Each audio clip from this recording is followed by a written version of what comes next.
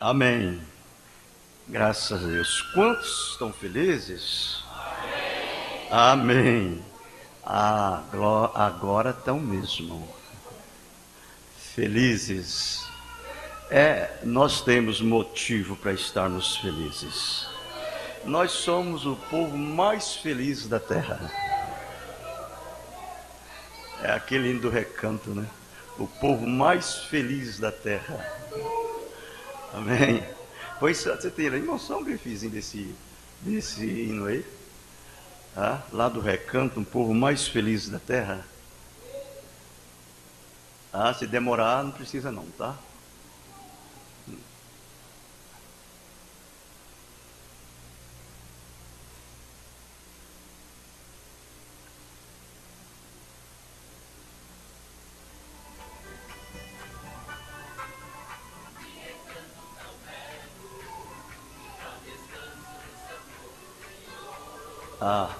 Mas só nisso. Levanta. É o povo mais feliz da terra. É o povo mais feliz da terra. Este povo aqui caminhando. É o povo muito feliz da terra. É o povo mais feliz da terra. É o povo mais feliz da terra. Este povo aqui caminhando. É o povo muito feliz na terra. O Senhor é a força da nossa vida. O Senhor é a força da nossa vida. Tenho mal é temer, minha vitória é o Senhor. Ninguém detém a noite eleita. Nossa força é o Senhor. Amém. Amém. Isso é só um pouquinho só. Vamos ficar de pé, por favor? Esse povo feliz, o povo feliz, mais feliz da terra, adoram, serve a Deus com felicidade. Não gemendo, não murmurando, mais feliz. Nós vamos ler São João capítulo 1. Nós vamos ler a partir ler o verso 10 e até o verso 13, né? Verso 10 ao verso 13. São João capítulo 1.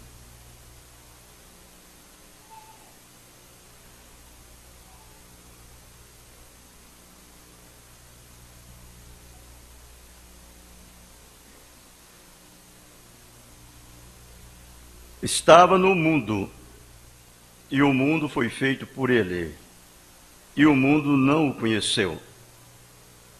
Veio para o que era seu, e os seus não o receberam. Mas a todos quantos o receberam, deu-lhes o poder de serem feitos filhos de Deus, aos que crêem no seu nome, os quais não nasceram do sangue, nem da vontade da carne, e nem da vontade do varão, mas de Deus. Querido Pai Celestial,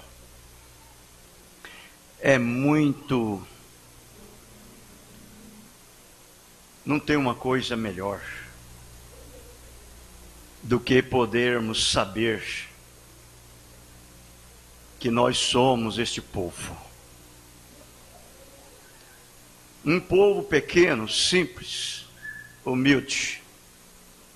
Um povo merecedor do inferno. E, no entanto, Deus estendeu a sua graça. Entre uma multidão de pessoas boas, um mundo cheio de pessoas boas, Deus escolheu esse povo para poder dar essa tremenda vitória no amor de Jesus Cristo. Herdeiros de Deus, co-herdeiros com Cristo. Por isso é que sofremos, padecemos, felizes, alegres.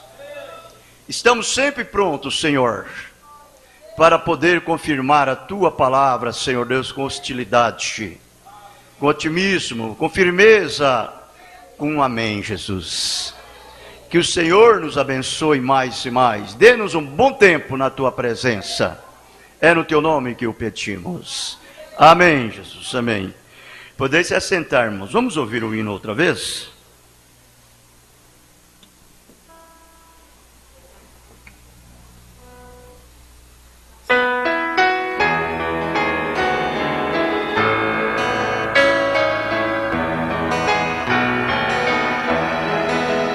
Vejo um homem à cruz pendurado, a derramar sangue por meus pecados. É o Cordeiro de Deus imolado, que por mim sofre grandíssima dor. Quanto padece na cruz, no altar, Cristo Jesus, o meu bom Salvador, para fazer-me um tesouro entrar no santo reino do Senhor.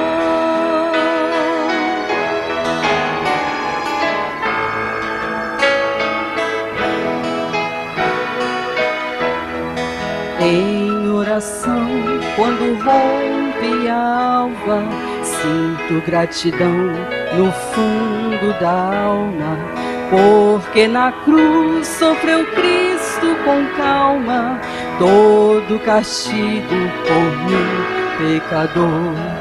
Quis o Supremo Pai determinar tão cruel morte ao meu Salvador, para no céu conceder-me lugar junto de Cristo Redentor.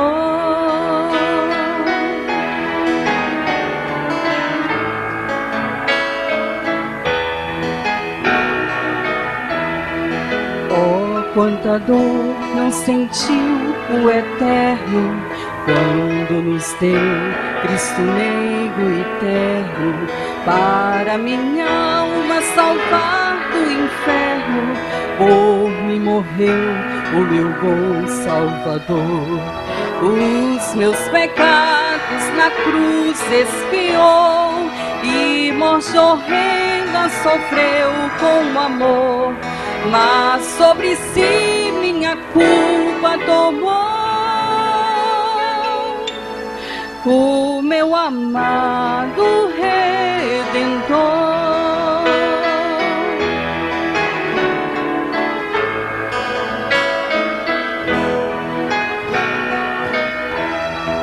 Faz, Jesus Cristo, que eu mais te ame, e mais tua graça proclame. Livra-me de todos fortes liames, que sempre tece o vil tentador. Sobre o altar por mim Cristo subiu, oferecendo holocausto de amor, qual o Cordeiro na cruz sucumbiu. Cristo Jesus, meu Salvador.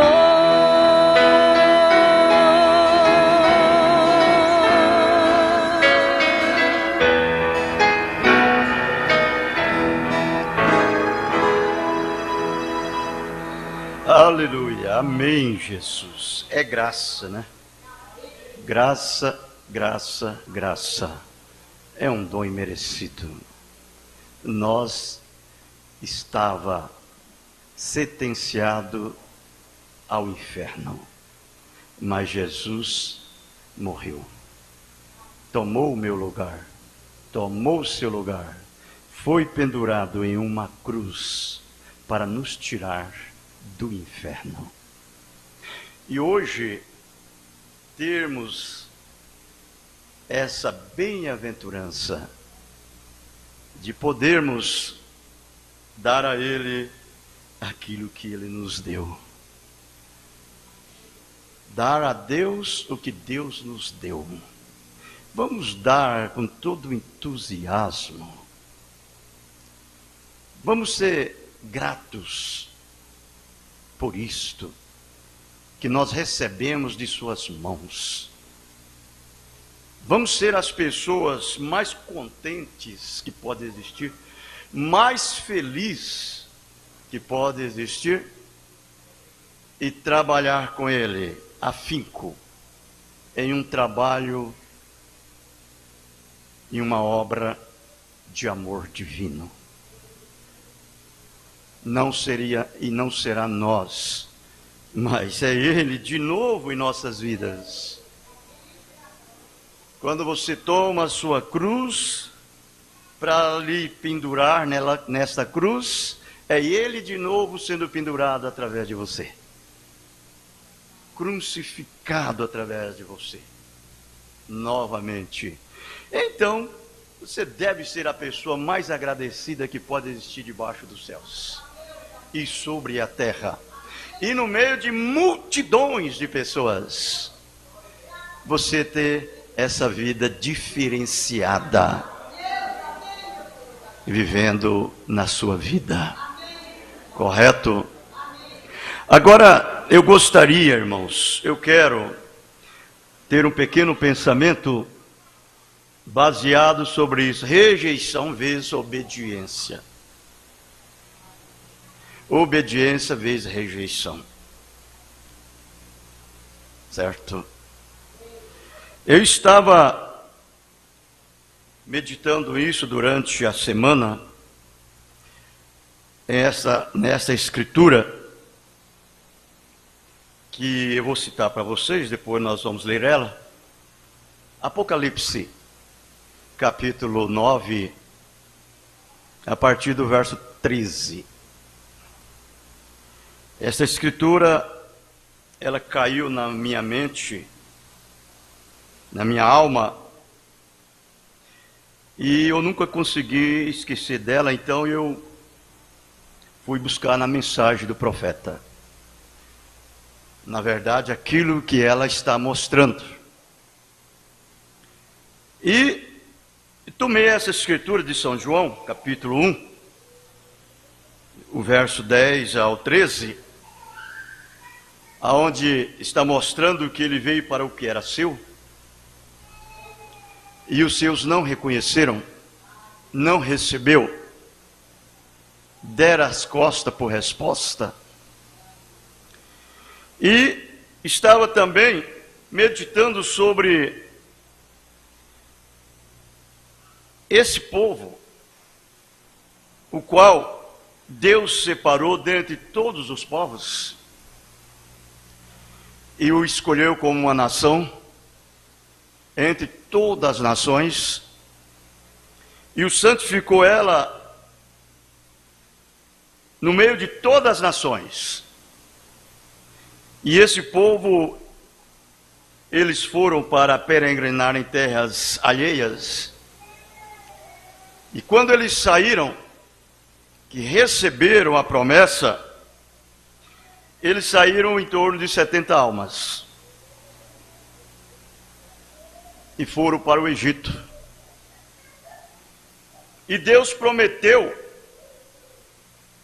ao pai da fé que a sua semente peregrinaria por 430 anos em terras estranhas, mas que depois ele tiraria debaixo do cativeiro, da escravidão, através de uma mão poderosa e um braço forte, e julgaria aqueles que haviam julgado eles. Vejam bem. E nós temos aprendido, através de nosso precioso profeta, que esse povo lá, eles eram um tipo desse povo aqui. Entende? Eles eram chamados lá povo de Deus. no Egito, sob a escravatura do rei ou do Egito. E quando chegou o tempo certo, determinado por Deus, Deus foi lá. Deus desceu lá, através de um profeta, Moisés, e efetuou milagres, prodígios, que ninguém teve e não tem condição de produzir e fazer o que ele fez, para mostrar o seu poder, a sua grandeza, e mostrando também o amor que ele tinha por aquele povo, para eles, e o amor que ele tinha em cumprir a sua palavra. E quando ele tirou eles ali, com todo aquele poder, e ainda assim ele cruzou o Mar Vermelho, eles passaram em seco. Deus fez com que o mar abrisse e eles passassem, e Deus mandou o rei do Egito escolher os seus melhores soldados, seus melhores cavalos, as suas melhores carruagens, e correr atrás deles para apanhá-los e trazer de volta e levar para o cativeiro novamente para o resto da vida.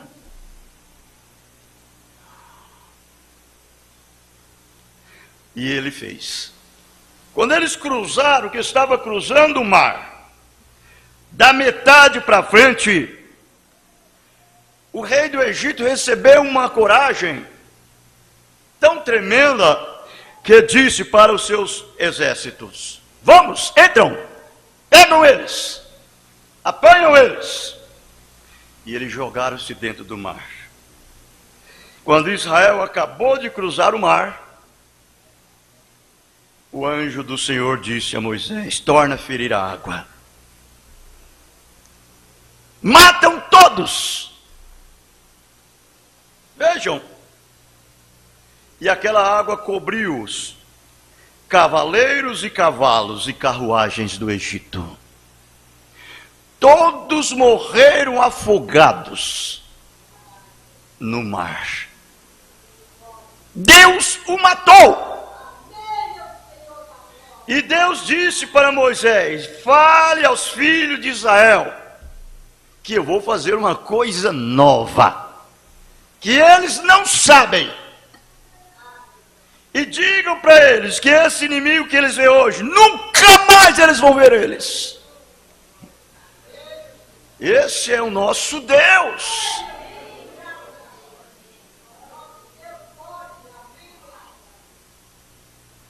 E certo é que Israel viu os seus inimigos mortos na praia do mar.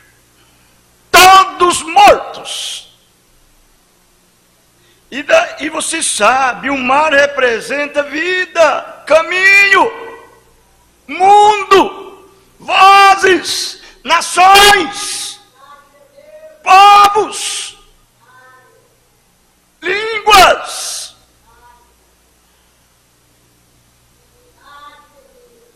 Que hoje nós podemos ver quantos estão morrendo afogados na praia do mar desse mundo. Esse mundo científico, cheio de tecnologia, de conhecimentos, carregados, cheios, praias bonitas, afogando o povo. Mas tem uma coisa, nem nenhum filho de Deus é afogado nessa praia do mundo.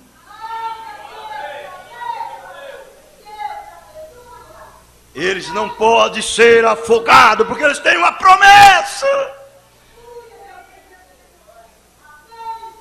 Mas essas praias lindas e bonitas, como disse o profeta, cheias de biquínis, que estão afogando o mundo. Ele disse: as moças da mensagem, os rapazes da mensagem, os filhos de Deus, ele disse, eles não podem ser afogados, porque eles estão na palavra. Você viu?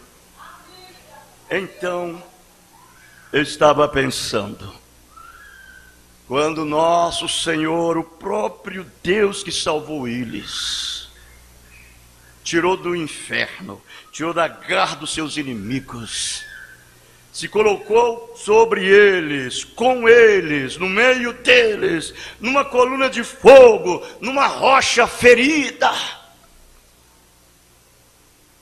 deu luz para eles viver no claro, deu uma nuvem durante o dia, para trazer sobre ele o frescor, alimentou, sustentou. Quando eles estavam com seus lábios secos, as suas línguas pendendo de sede, Deus deu para eles água para saciar a sua sede. Em um campo, em um deserto estéril, árido, seco, Deus fez a rocha jorrar água para atender a necessidade deles. Quando estavam com fome, famintos, Deus deu para eles pão feito com mão de anjos, para alimentar.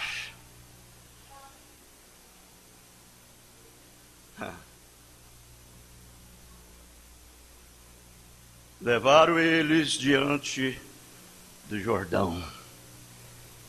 Ainda assim, eles ainda murmuravam. Cruzaram o Mar Vermelho, viram os inimigos mortos.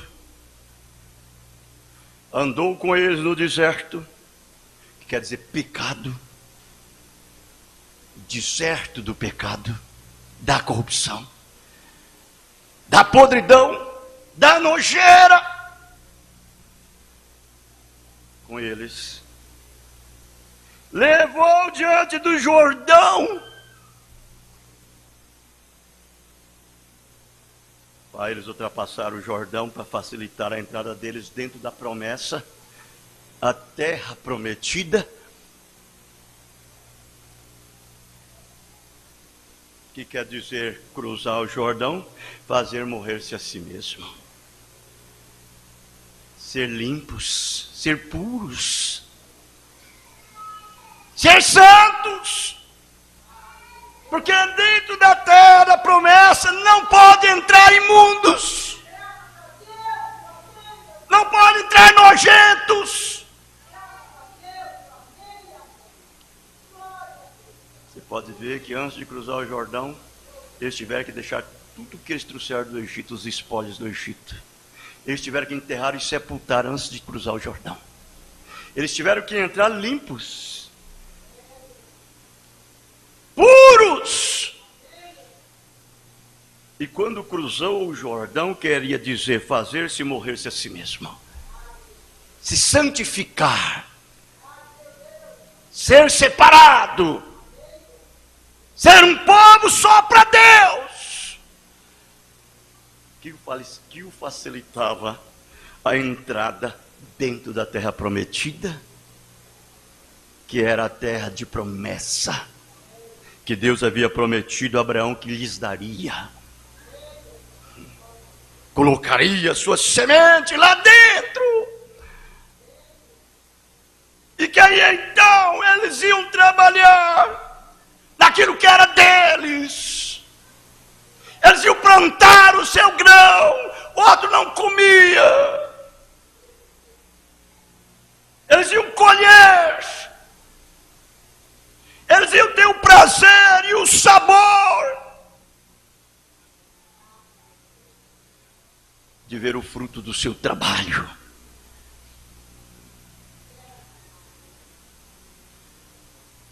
Porque até ali, Deus fazia tudo por eles.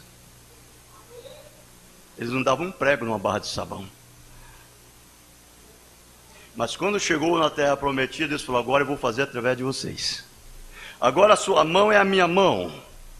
Os seus olhos são os meus olhos. Os seus pés são os meus pés. A arma de vocês é a minha arma. Eu vou lutar por vocês.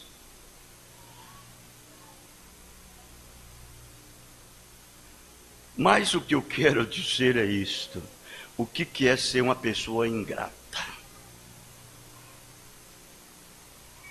No meio de todas essas coisas, irmãos, Deus deu para eles a sua lei. Aquela lei rezava para eles como eles deveriam ser, o que eles deveriam fazer. Eles não poderiam servir a outros deuses. Eles não poderiam ter outro Deus entre eles e Deus. Eles tinham que obedecer à palavra de Deus. Eles tinham que viver somente para Deus. E tudo aquilo de bom que Deus deu para eles de promessa na sua palavra, Deus voltou e disse para eles: se vocês fizerem o contrário, isso tudo de bom que eu estou fazendo para vocês, eu vou virar tudo o contrário para dar a vocês tudo de ruim, que não presta. E vou puni-lo. Foi o que Deus disse para eles. Mas se vocês fizerem exatamente o que eu digo para fazer, vocês serão uma nação poderosa. Serão um povo poderoso.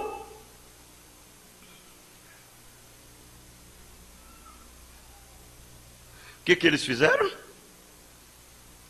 Fizeram tudo o contrário. Tudo oposto ao que Deus mandou fazer. Se leia Deuteronômio capítulo 32, você vai ver Deus dando para eles, 32 não, 30, né? Você vai ver Deus dando para eles ali como eles deveriam se proceder. Se eles não se procedessem daquele jeito, Deus ia virar o contrário para eles. Aquilo que era bom se tornava tudo ruim. E nós vamos observar que eles não fizeram. Quando eles não fizeram, irmãos, você sabe o que aconteceu? Esta mensagem, a festa das trombetas, você vai ver que quando o nosso Deus veio para eles, eles rejeitaram. Eles não quiseram, não aceitaram. Você sabe o que ele disse? Entregou ele nas mãos dos homens maus e disse que o sangue dele cai sobre a nossa cabeça e a cabeça de nossos filhos até a 4ª geração. E foi o que aconteceu. Por que isso? Porque aquilo ali eles iam acrescentando mal sobre mal, mal sobre mal, iniquidade sobre iniquidade. Porque a iniquidade é aquilo que você deve fazer certo e todavia faz errado. Isso é iniquidade.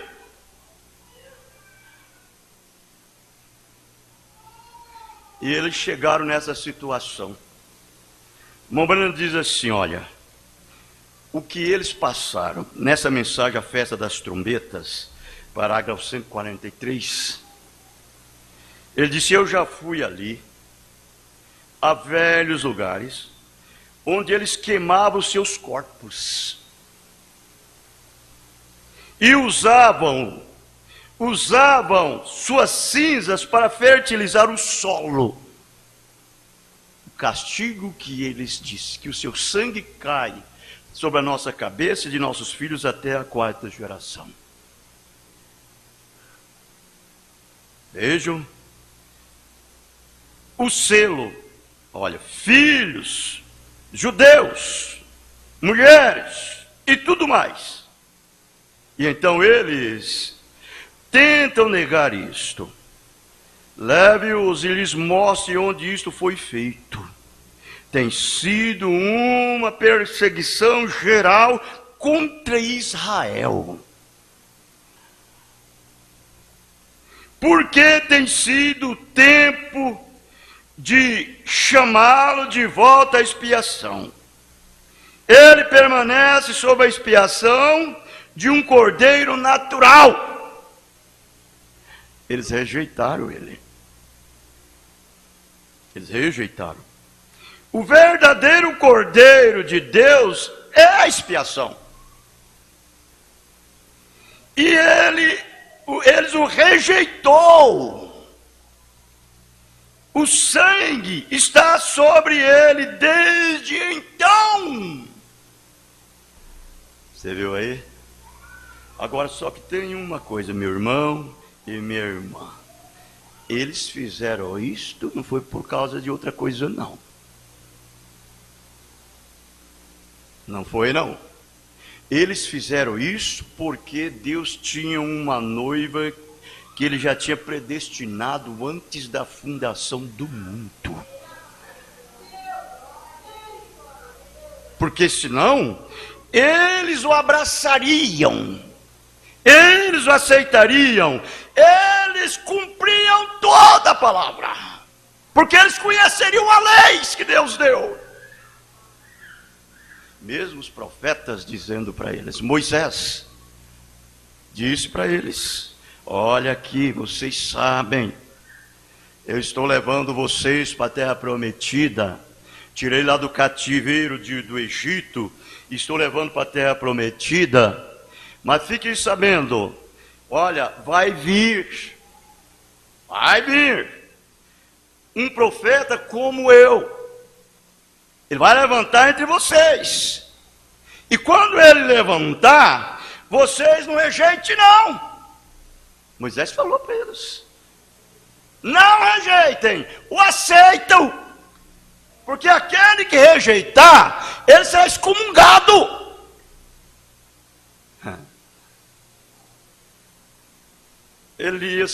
Isaías falou para eles. Eles tinham tudo, irmãos, de tal maneira que eles agarraram em suas tradições e asseguraram naquilo e não soltaram. Eles eram fiel. Eles eram fiel à lei. Eles agarraram na lei e não soltou a lei. E quando Jesus entrou em cena, que era o próprio Deus, Moisés havia falado, Isaías havia falado, todos os profetas haviam predito para eles. Eles foram cegados para não ver aquilo. Para não ver. Rejeitaram e diz que o sangue dele cai sobre a nossa cabeça. E a cabeça de nossos filhos até a 4ª geração. A parte B do parágrafo 144. O profeta lê esta escritura de Apocalipse 9:13.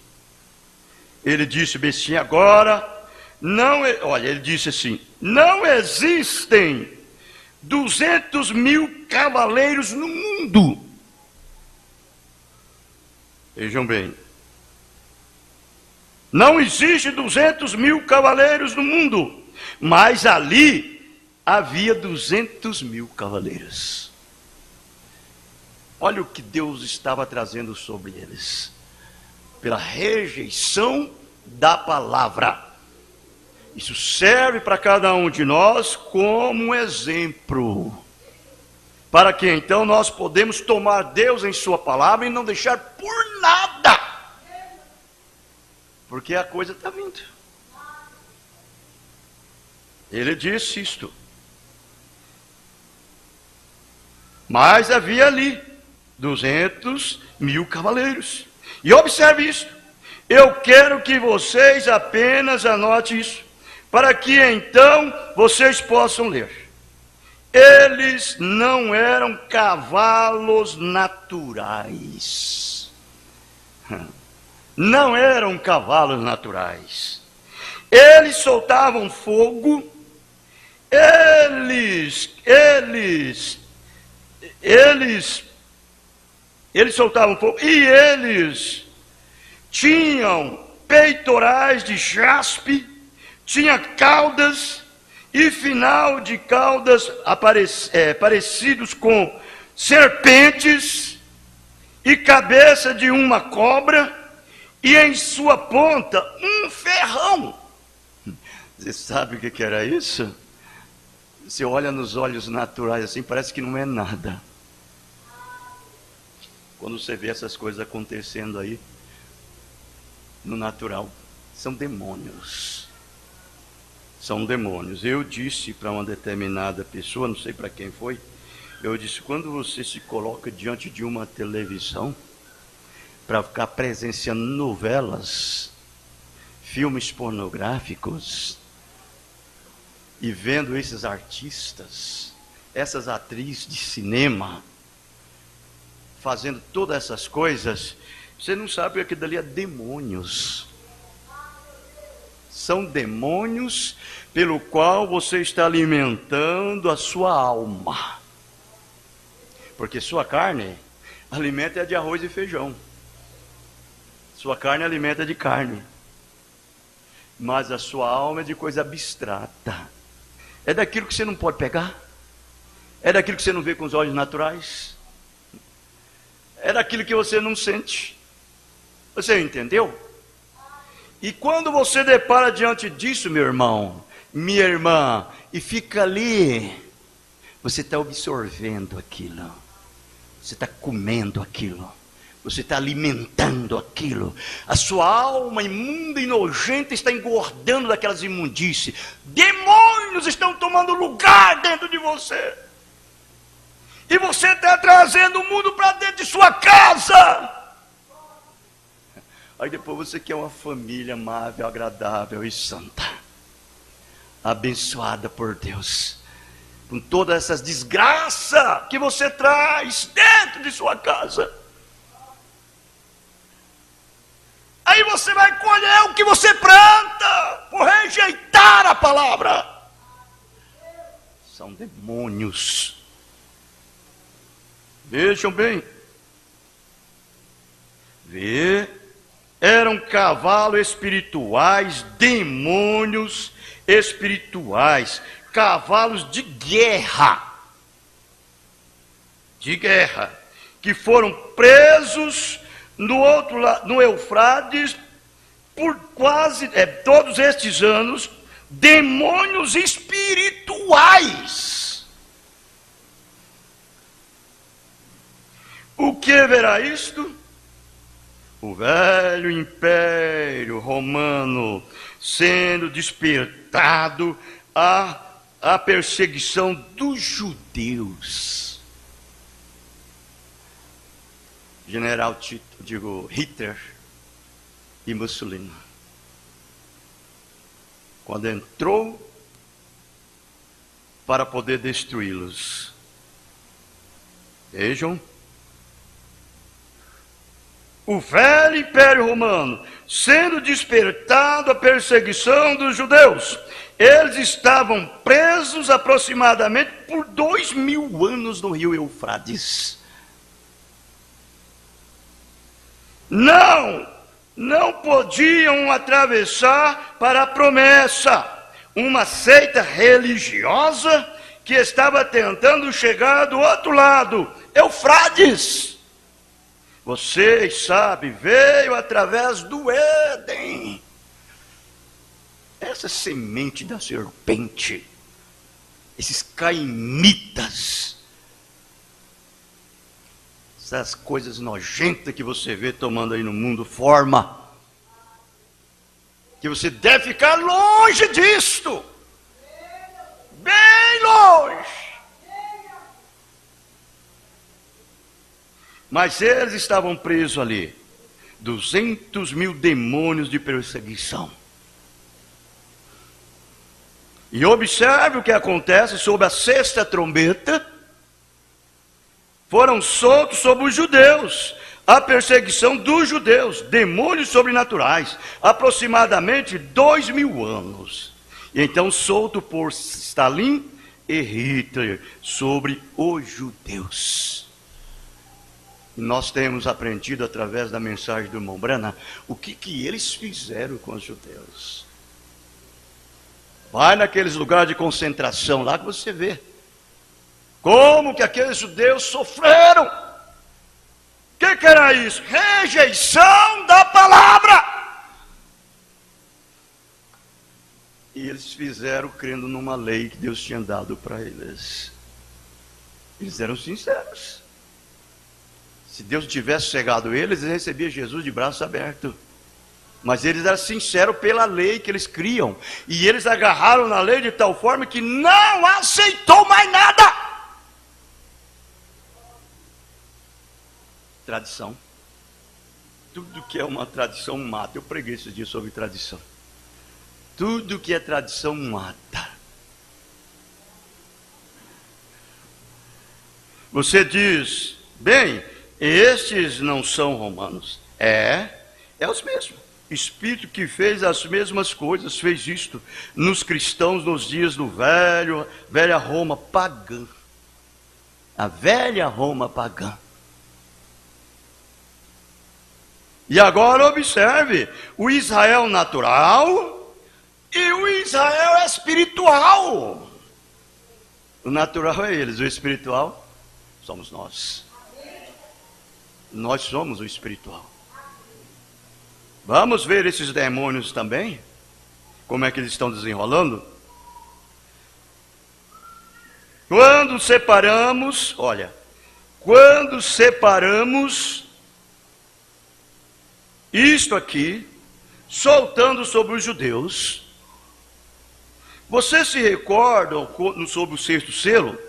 Como cada um daqueles mártires está clamando de acordo com a palavra de Deus, receberão mantos, eles, porque eles morriam sinceramente crendo na lei. E aquilo tornou para eles uma tradição. E aquilo cegou eles de receber Jesus. Isso lhe foi dado pela graça, porque eles foram cegados para não verem o Evangelho. Para que este povo pudesse ser chamado dentre os gentios para a noiva, que somos nós. Foram-lhes dados santos. A Bíblia diz assim sobre aquela trombeta: aqueles judeus, os quais absolutamente estão contra Cristo e tudo mais. E a razão é porque a Bíblia diz que eles foram cegados. E eles foram cegados por amor a vocês, ele disse, o irmão Branham fala, a nós. E o seu justo, e o Deus justo sabe que eles receberiam isto, mas eles foram cegados por sua causa.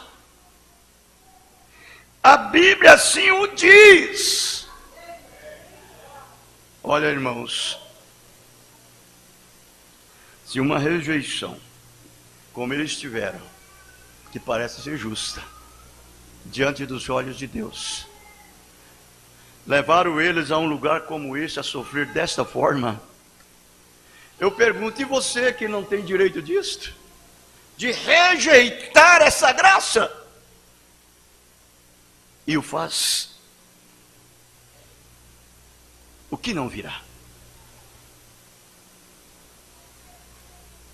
Ainda continuando nisso daqui, deixa eu tomar mais um parágrafo aqui. O parágrafo 155. Ouça, amigos, temos que fazer inventário toda hora, nós não sabemos onde estamos firmados, bem perto, e agora, ele foi solto, Sob o sexto selo, esses 200.000 demônios espirituais começaram em Roma, Alemanha, Hitler, e observe na Bíblia onde eles receberam. Vejam, receberam. Nunca eles receberam poder como reis, mas não eram reis coroados. Um ditador não é um rei coroado, apenas receberam poder como um rei. O Espírito de Deus está movendo através de mim agora. Vejam, observe, 200.000 demônios soltou sobre aqueles judeus, quando eles queimavam, os crucificavam, colocavam bolhas em suas veias, eles os matavam até não terem mais gás com que matá-los, eles atiravam neles até não terem mais balas com que atirar. Eles fizeram tudo o que puderam fazer, eles cremavam seus corpos e tudo mais, os penduravam na cerca, seus filhos e todas as pessoas inocentes, porque eles eram judeus. Eles foram feitos daquele modo, porém Deus disse que Ele deu a cada um deles um manto inocentes. Um manto, como eles eram, mas a sua graça os cegou para que pudéssemos ver. Aquele sétimo selo, você sabe que o sétimo selo não tinha ainda sido aberto ainda. O sétimo selo não tinha sido aberto ainda. Você sabe, esta é a sua vinda. Mombrana fala. O sétimo selo é a vinda de Jesus. Não tinha vindo ainda. Não tinha chegado para eles. E vocês vão ver que Pedro disse, pergunte-se a este que ele ama tanto, que pode escorar a sua cabeça no seu seio, no seu peito, se ele vai viver até a sua vinda. E Jesus disse, que importe que ele viva. E daí o que Jesus fez? Deu uma pré-estreia para eles. Pegou Pedro, Tiago e João. E levou lá no Monte da Transfiguração e transfigurou, mostrando o que é a sua segunda vinda. Mostrou para eles tudinho que era a segunda vinda. O que é o sétimo selo?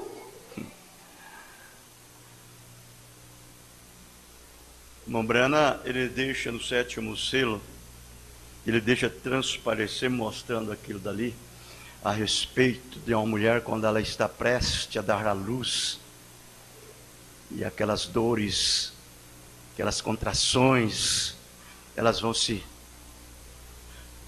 chegando até o ponto que dá à luz àquela criança. Ele diz, assim também será a segunda vinda de Jesus. Quando ele vier, vai estar desse jeitinho, irmãos, o mundo. E nós já estamos vivendo esta hora. A esse momento. Agora vamos virar para o nosso lado agora, para ver o que vai acontecer. Então vejo, agora no estado eclesiástico. Esse é o nosso. Isso aí foi do casamento da Roma pagã com a Roma papal. A igreja cristã nominal de Roma.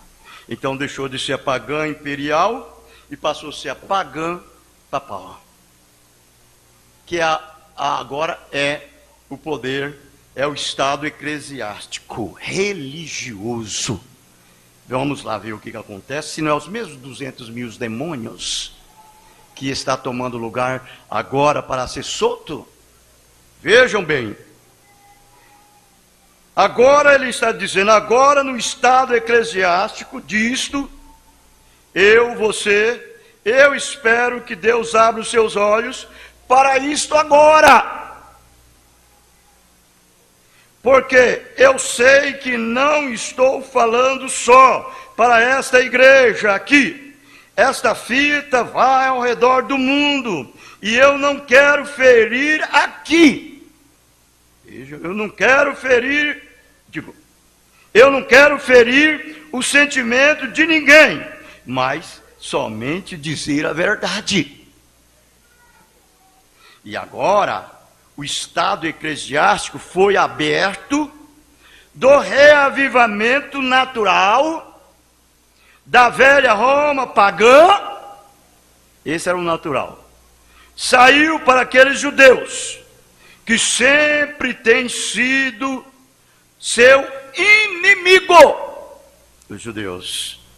O leão com dentes e tudo mais, que provocou e dividiu o povo. Roma sempre foi inimiga de Deus. E isto foi solto no mesmo espírito através dos ditadores do mundo. Porque o sistema religioso ainda segurava as tradições. Assegurava. Mas agora está frouxo. Mombrana falando. Agora está frouxo. O que isso tem feito? Ele entrou agora com lisonja, com astúcia. Ele entrou com a outra ferramenta, Satanás. Na astúcia, como ele disse, viria como lisonja. E o que tem feito ele? Ele está trazendo os protestantes ao Concílio Ecumênico Mundial de Igrejas. O espírito do anticristo sobre ambos, trazendo-os ao matadouro, exatamente como eles fizeram com os outros. Na hora para chamar a noiva. Como? Solto na igreja eclesiástica o espírito. Solto sobre o quê? Não sobre as denominações, sobre a noiva. Satanás tem sede, é na noiva, é nos eleitos. Se ele puder levar um de vocês, ele fará o máximo que pode. Por isso que o Mombrana diz, você deve deixar esse sujeito bem longe de você, bem afastado de você. Ele diz, fique longe dele. Não abra os dentes para ele, não. Ele abriu a guarda, enche os dentes dele, quebra os dentes dele. Ele é um sujeito que tem que ficar bem longe de você. Mas aqui você obterá isto: a noiva não passará por aquele tempo. A Bíblia diz que não. A igreja passará, mas não a noiva. Não pode você verem isto. Ministros não pode. Vocês verem isto, irmãos. Não pode. Você diz que a igreja tem que passar pela perseguição para a sua perfeição. O sangue de Jesus Cristo aperfeiçoa a noiva. Não é, ela não passa. Um homem que escolhe uma esposa, ele não a coloca num monte de punições. Ele fica noivo dela, e se há qualquer coisa, ela guardará para tomar a sua mão. Vejam, sua graça é tão grande sobre eles, e então assim também será com a noiva, e assim isso sobre a noiva. Você vê? Nós,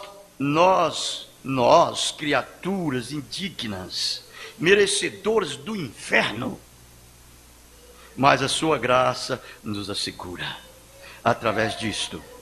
Veja Quantos perdidos e cegos, quantos pecadores estavam ali no mundo na hora que eu fui salvo.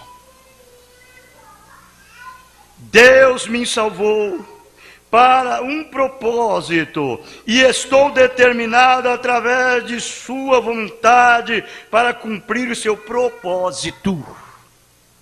Não me importa o que aconteça, eu quero fazer isto.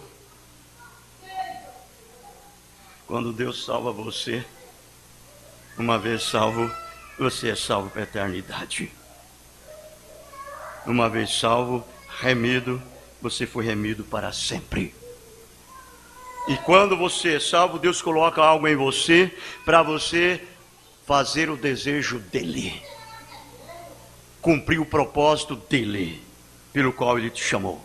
Parágrafo 172 agora. Observa atentamente agora. Esses demônios sobrenaturais, então sob os auspícios de uma nação unida, grupos unidos, Oriente e Ocidente. Então o que o Branham está falando? Está falando daquela reunião que houve daqueles países orientais com os ocidentais. E ali houve aquela reunião, um falou pelo oriental e o outro falou pelo ocidentais. Vamos ver? Exatamente como o pé direito e o esquerdo da imagem de Daniel que ele viu. O pé direito e o pé esquerdo viu. Como eles não concordarias e se misturarias um com outros. E a palavra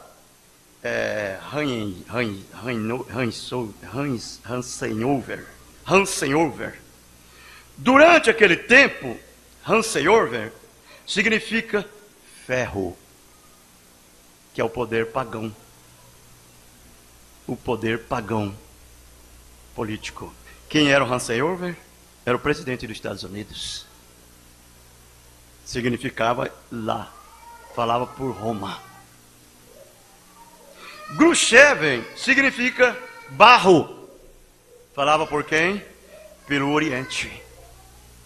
Grushevin tirou o seu sapato e bateu na mesa. Vejam. E bateu. Quando a Liga das Nações, a união, foi Grushevin quem fez isto, tirando o pó do sapato em cima da mesa. Então Grushevin falava pelos orientais, que é os asiáticos, é aquele país ali. E os Estados Unidos, que era Hanseover, falava pelos ocidentais. Você entendeu? Puxa, a hora em que estamos vivendo, a igreja, a sua condição. Mas agradeça a Deus, a pequena noiva tem se aprontado, não está longe, apenas espere. Olha, irmão, se o irmão Branham disse nessa época que ele pregou essa mensagem, há 100 anos atrás, não está longe. Eu pergunto, e nós agora? Eu não sei quanto tempo, não sei quando, ninguém sabe disto, mas sabemos que está perto. Está perto. Vejam, está perto. E você sabe, do jeito que as coisas estão tomando lugar, não é tempo mais de brincar, não. Aquele que não entrou, entre logo.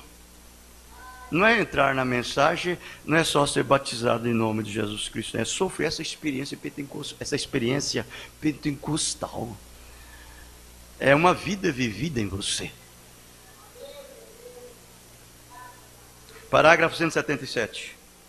A hora em que estamos vivendo o eclesiástico, vejam, os espíritos se unindo agora, trazendo-os todos a este grande massacre para destruir. Isso agora é nos nossos dias agora. Já está documentado aqui nessa nação agora. E essas igrejas têm que ser fechadas. Brana falando.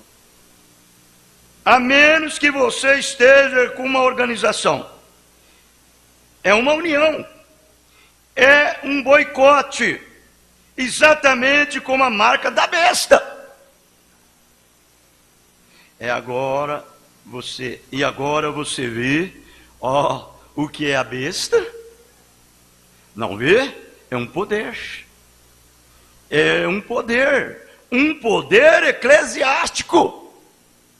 Jesus disse que isso seria tão parecido com a coisa verdadeira que enganaria o próprio eleito, se fosse possível. Mas ele prometeu ter algo aqui para nós naquele dia, que não seríamos enganados, e isto é a palavra e Cristo, para fazer isto manifesto para nós. Que é essa mensagem que nós ouvimos todos os dias, pregada como ela é. Vejam, essas são as cartas que nós estamos lendo nas reuniões, nos cultos. Uma advertência, uma preparação, uma demonstração, uma exortação, nos redarguindo, nos corrigindo, nos açoitando. Ao invés de sairmos bravos, nós devemos levantar as mãos e agradecer a Deus. Em vez de sair como leões, daqui de dentro sair como cordeiros, rendidos por completos, e dizer graças a Deus que Ele ainda está me corrigindo. Isso é uma preparação para a sua vinda. Não é sair daqui furioso, furioso, agitado, bravo. Não. Quem fez isso foi Herodias. O irmão Branham disse que João Batista não estava querendo matar Herodias, não. Mandar ela para o inferno, não. Ele disse que ele estava falando aquilo para tirar ela do inferno. Tirar ela do inferno, tirar Herodes do inferno, tirar Herodias do inferno. Mas ela entendeu mal a João. Ela entendeu mal a João. Porque se ela entendesse João, jamais ela faria o que ela fez com João. E ela não ia para o inferno. Então nós devemos agradecer a Deus. Ele está nos corrigindo, nos açoitando, é porque Ele nos ama. Então veja, irmãos, eles são demônios sobrenaturais, não vistos pelos olhos, mas você pode ver o que eles estão fazendo. Observem, enquanto aquele grupo está cavalgando, se preparando para desafiar tudo que não concorda com eles. Esses demônios. Há um outro grupo se aprontando após algum tempo. Quem é esta? É a noiva.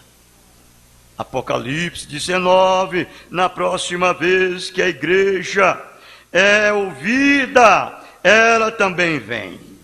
Não exatamente sobre cavalos, mas a Bíblia diz que ele estava sobre um cavalo branco, e as potestades do céu o seguiam sobre cavalos brancos.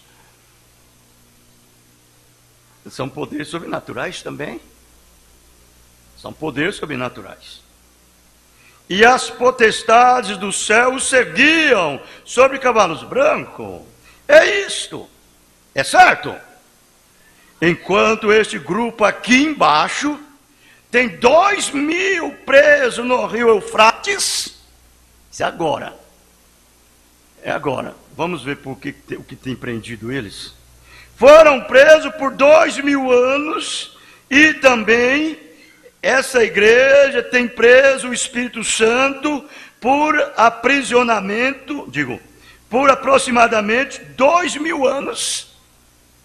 Sob os mártires ali atrás e sob as eras da igreja, foi preso, não no rio Eufrates, mas na porta de credos e dogmas. Pois o Espírito Santo não pode operar na igreja por causa dos sistemas feitos pelos homens. Mas ela será liberada. Ela voltará. É isto que a Bíblia diz. E os dois se encontrarão no terreno da batalha, Lúcifer e Miguel, outra vez como no princípio. Eles ficaram presos por esses 2000 anos, por quase 2000 anos. Não exatamente 2000 anos, porque os romanos seguiram em frente, Tito, em 96 anos depois de Cristo, e assim por diante, para matar os judeus, os romanos. Quem matou os judeus? Quem foi? Titus, um general romano. E o sangue ali rolou dos portões abaixo, até massacraram suas mulheres, filhos e tudo mais. Ezequiel 9, não diz que eles fizeram aquilo? Foram no meio da cidade, colocaram uma marca no povo que suspirava e chorava. O Espírito Santo, vejam, e o restante deles, os homens massacrador, chegava, que seria preso, segure-os, até eles passarem. E massacraram tudo que havia ali, moças, mulheres, crianças, bebês e tudo mais. Todos eles foram massacrados, todos assassinados. E isso daí foi depois ainda que eles prenderam eles lá, e eles ficaram lá, acabaram os alimentos, não tinha mais nada para comer, passaram a comer as folhas das árvores, depois não tinha mais folha de árvore para comer, passou a comer a casca das árvores, depois não tinha mais casca de árvore para comer. Aí então uma mãe combinava com a outra: hoje eu como teu filho, amanhã você come o meu. Foi a situação que eles ficaram. Exatamente. Aqui está outra vez se repetindo, o profeta disse. Segure. Aqui está aquele sistema eclesiástico voltando, reprimindo, marchando sobre tudo que é de Deus. Eles têm seus sistemas, organizações e denominações, mas aquilo não tem nada a ver com a Bíblia. Você fica aí associando com eles, minha irmã, fazer uma visitinha. Ô irmã, sua igreja, você não tem igreja aqui? Vai na nossa. Vamos lá fazer uma visita lá para nós. Vai lá. Um dia você vai ver. Se você tiver o privilégio, né, de escapar disso, você não verá. Mas se você não tiver, você vai ver. Você vai ver. Eles não têm nada de Bíblia. Eles lhe dirão rapidamente: quem não mesmo crê nisto, nesses credos, nesses dogmas, essas novenas, esses dias santos, quem não crê nisto, sim, Senhor, dizem, o que a igreja diz é o que Deus diz, e aquilo é a palavra. Isso, a noiva está com a palavra. Por isso que eu digo, o verdadeiro eleito ele não muda uma polegadinha longe da palavra. Não tem jeito. Um dia foi a palavra feita carne em Jesus, seu Filho. Hoje é a palavra através da carne, na noiva, em seu corpo. Como você pode ser a carne desta palavra, e a palavra ser uma parte de sua carne, e você ficar fora dela, visitando essas denominações morna, formal?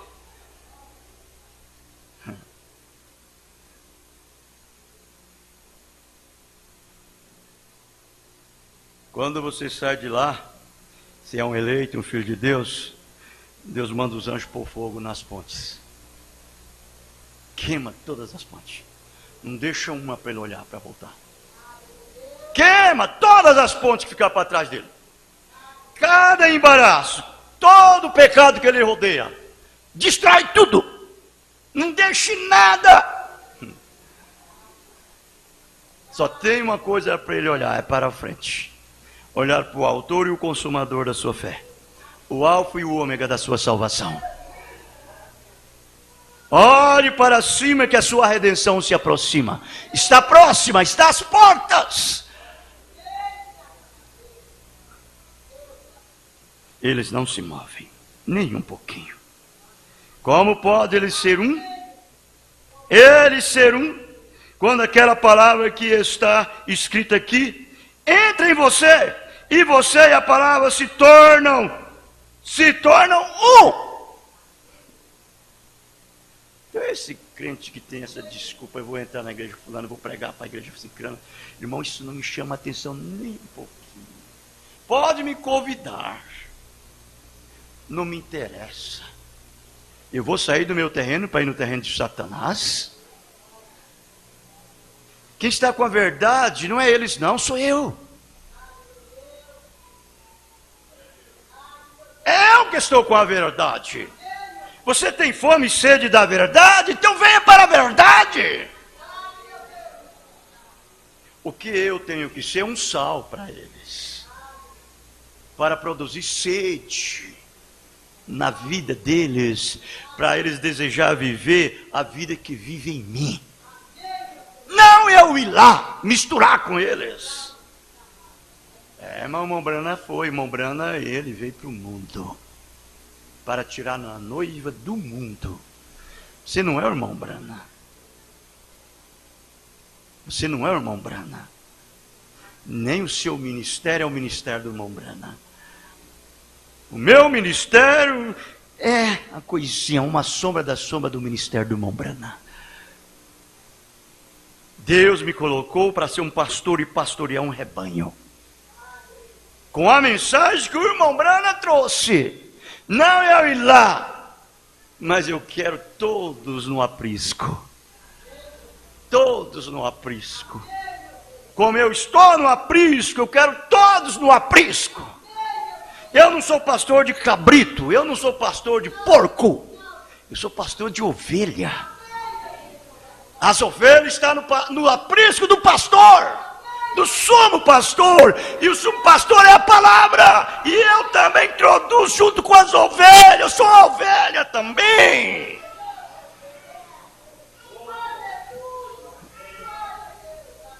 Verdade. As minhas ovelhas ouvem minha voz, elas me seguem. Eu lhes conheço, elas me conhecem, eu lhes dou a vida eterna. Ninguém arrebatará das minhas mãos. E o meu Pai que mais deu é maior do que todos, e ninguém arrebatará das mãos de meu Pai. E eu e o Pai somos um. Você e a palavra é Cristo. É Deus, é o Espírito Santo, é um.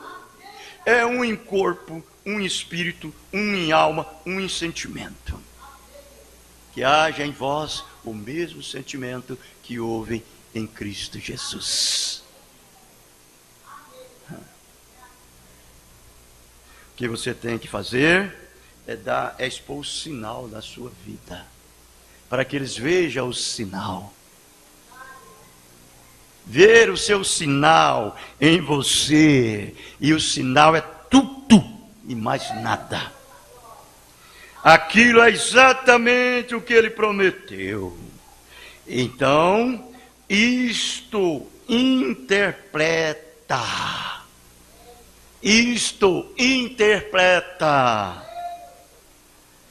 Deus não necessita de intérprete. Eles dizem, sem nós não interpretamos, sem nós a interpretamos assim. Você não tem direito de interpretar nada. Deus faz a sua própria interpretação. Deus disse, haja luz, e houve luz. Quem interpreta isto? Ele disse, uma vez conceberá, e ela concebeu. Aquilo não precisa de interpretação, já está interpretado. Deus disse que estas coisas aconteceriam nesse dia, e isso não precisa de interpretação. Isto interpreta a si mesmo. O que você tem que fazer é escapar desse poder eclesiástico. E o único lugar para você fugir dele é estar firmado na palavra. Eu tinha que ir mais um pouquinho, mas eu vou deixar. Montbrand disse, esses 200 mil cavalos, demônios espirituais, são esse poder ecumênico, esse concílio ecumênico, que está solto para vir sobre a noiva. São eles.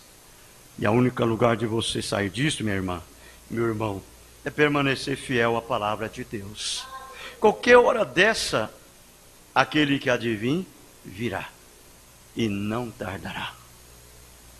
Ele virá. A melhor coisa que você deve fazer é estar pronto, preparado, e dizer como disse Maria, eis aqui, Senhor, a tua serva, cumpre-me a tua vontade. Faça isso. Não ama o mundo e as coisas do mundo, não. Ama a Deus e as coisas de Deus. Só isso. Não precisa mais nada, amém? Deus nos ajude.